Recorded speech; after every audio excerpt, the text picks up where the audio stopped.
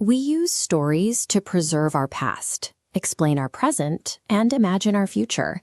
But how we choose to save those stories divides literature into two distinct paths, based entirely on how they are shared. The first path is oral literature. It relies entirely on word of mouth, requiring a direct, real-time connection between a speaker and a listener. It operates as a communal event, often involving an entire group in a shared public performance. The second path is written literature. This is a much younger form that lives in printed documents and books. Because it relies on text, you have to be literate to consume it, making it a much more personal, isolated experience. Even though they operate differently, one through a crowd, the other through a page, both are essential tools for keeping a society's history and culture alive. Let's compare these two forms side by side. Oral literature is significantly older, predating written documents by thousands of years. Regarding ownership, an oral piece belongs to the society, shared by the community over generations. A written work is attributed to a specific author. This leads to how flexible the works are. Because oral literature is spoken, it has a fluid nature. A storyteller can adjust their performance on the fly to suit the mood of the room. A printed text is fixed. Once a book goes through the mechanical rollers of a printing press, the words are locked onto the page.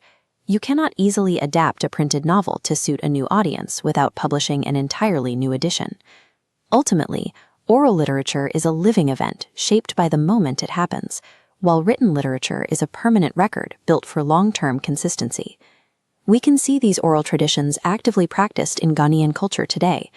Myths, folklore, religious rituals, and performance arts like the concert party all function as large-scale communal events where the story is shared out loud. You interact with written forms every day as well, whether you're studying textbooks, reading a short story, or flipping through a graphic novel. Pause the video and classify these 4 items: book titles, song titles, proverbs, and riddles. Which are oral and which are written? Songs, proverbs, and riddles belong in the oral column, relying on speech and performance. Book titles go directly into the written column. Being able to spot these categories in your daily life shows that literature is an active, ongoing part of Ghanaian culture. Looking at this Venn diagram mapping out the two forms, we can see where they overlap. Despite their differences, they share a core purpose: storytelling. Even written works like poems or plays can be recited and performed for a live audience. They also interact with each other.